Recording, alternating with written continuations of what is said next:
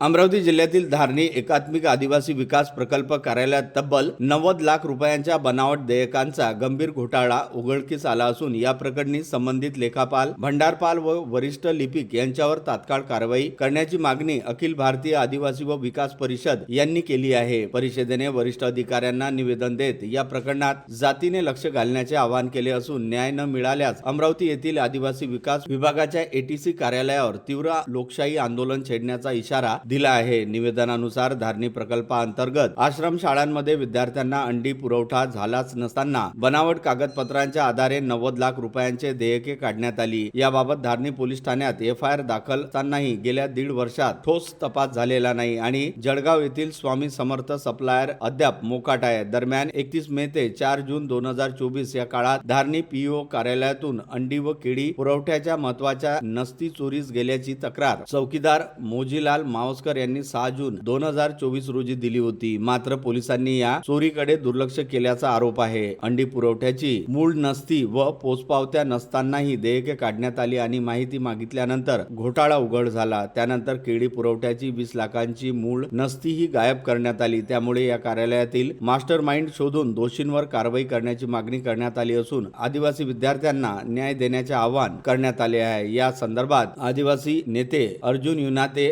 यांनी ही माहिती दिली।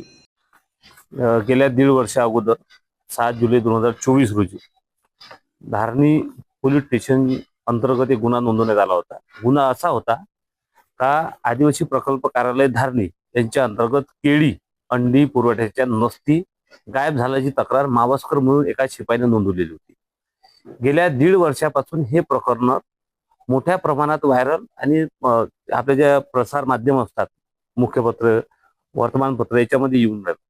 परंतु 1.5 वर्षापासून गुन्हा नोंदवल्यानंतर सुद्धाही संबंधित ठेकेदार असेल, संबंधित लेखापाल असेल, संबंधित जो लेखा अधिकारी असेल यांच्यावर कोणती कारवाई झाली नाही। त्याच्यामुळे आज आम्ही निवेदन देण्यासाठी आलो आदिवासी विकास परिषद आणि बीड शाखांतर्फे का संबंधित गुन्हेगार जो व्यक्ती असेल ज्यांनी हा 90 लाखाचा भ्रष्टाचार केला त्या व्यक्तीवर कायदेशीर गुन्हा दाखल झाला पाहिजे, त्याची सखोल चौकशी झाली पाहिजे। कारण की वारंवार मागच्या याच्या 8 वर्ष अगोदर सुद्धा 90 लाखाचा एक घोटाळा प्रकल्पात झाला होता।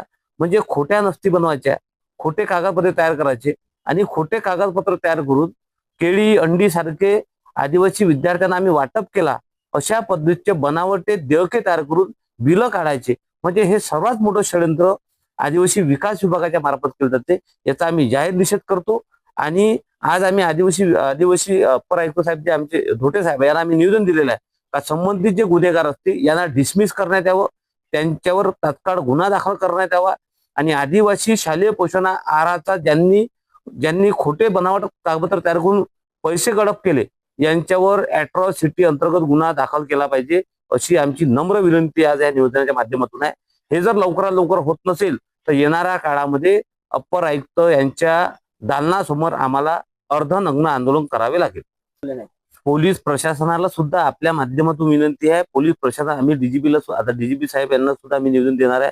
त्यानंतर सीपी साहेबांना सुद्धा आम्ही आपले एसपी साहेबांना सुद्धा निवेदन देणार आहे।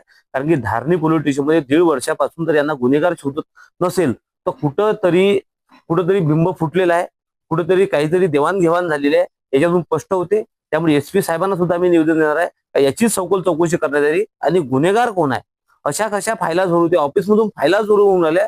म्हणजे उद्या ऑफिस जर कोणी जाळून टाकलं तर जाळलं असं होईल।